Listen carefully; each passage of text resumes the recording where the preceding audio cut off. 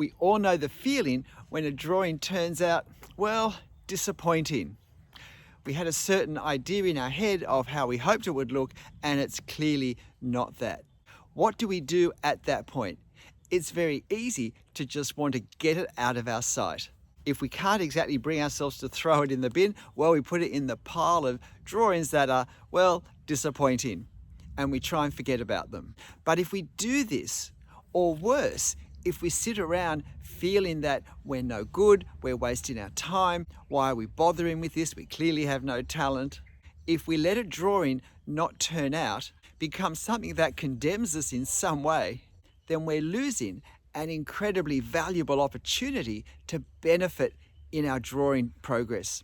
And we benefit from our drawing failures, for want of a better word, by learning from them. So how can we learn from them? Let me suggest a number of questions that would be very helpful for you to write down, to have on a card close by where you draw, to be able to ask yourself with any drawing that you feel really hasn't turned out, to help ensure that perhaps this is the last time these problems will happen. They're in no particular order, because the most important will depend on your drawing style, habits, the sorts of drawings you produce, and the sorts of drawings you have in your mind that you're wanting to produce. But in all of these questions, we're trying to understand, why am I feeling this drawing has not worked out?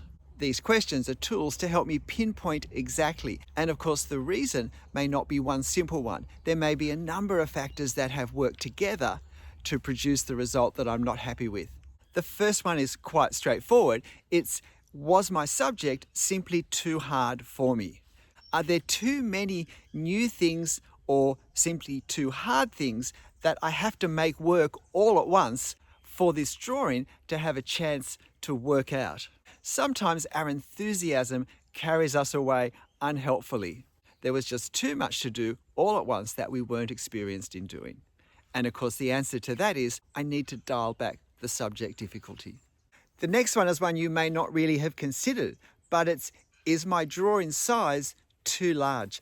A larger sheet of paper with a larger drawing on it has a lot more challenges than a smaller scale drawing. There's a lot more experience needed to get longer, straighter, or at least more controlled lines done than shorter ones saying the same thing. It can be harder to create the effect of, say, foliage over a wider area. It's certainly more challenging to do hatching and other effects over a larger area. The next question to ask, are my pen choices not the best ones?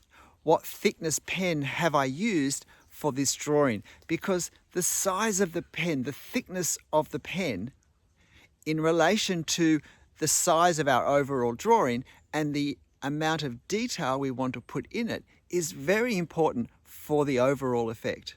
Too thin a pen, and I can feel that my lines and marks are getting lost and I just can't establish something easily enough and clearly enough.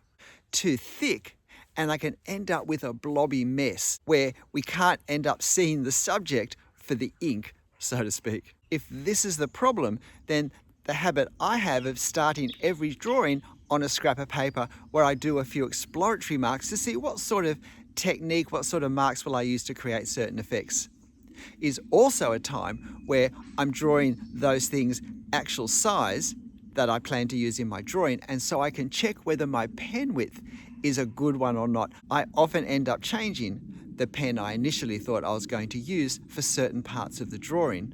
So maybe our drawing doesn't look so great because it wasn't done with the best pen width.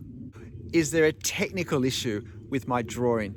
And by that I mean, are my perspective angles clearly not right? Whether I can see why or not isn't so much the point, but are there problems with something such as perspective or foreshortening? Or is my anatomy wrong? Does the leg on the horse not quite look right? Is there something about the portrait that just doesn't quite look human enough? If we have issues such as these, then the answer is we probably need to spend time on studying those skill areas, those understanding areas, and doing some practice just working on those issues, so that I'm not spending all this time creating a drawing with these fundamental flaws. This one also may not be so obvious, but Was my reference photo an unhelpful size? It can be too large or too small for what I'm trying to draw, and therefore requiring me to simplify what I see in my reference for my drawing. Or it could be the other. It could be my reference is too small and I actually can't see clearly enough the detail I need to see because the scale doesn't transfer easily for accuracy. I might need to start changing the size I print my photos or changing the size I do my drawings. Is there something, if I'm honest, I can admit to myself, such as, well, actually, I finished up rushing this for whatever reason.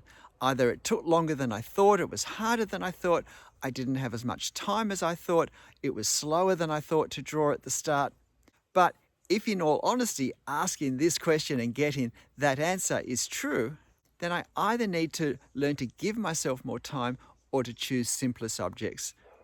But however I balance those factors, I need to make sure that I can use all the attention I need to use for the time I need to do the drawing so that it doesn't suffer because I've rushed it.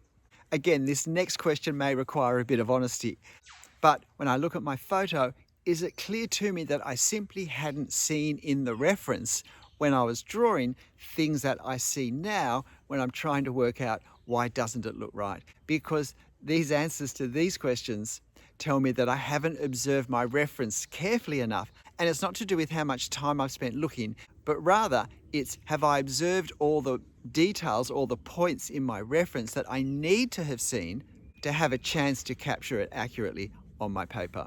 If the answer is clearly no, then that's a skill area I can work on quite specifically. Again, working on the key elements of a drawing of proportion or angle, say, and not worrying about the detail. So maybe I can do 3 or 4 of these simplified drawings focusing on, say, proportion in the time it would take me to do a finished drawing that doesn't look quite right. It's a great way to improve quickly.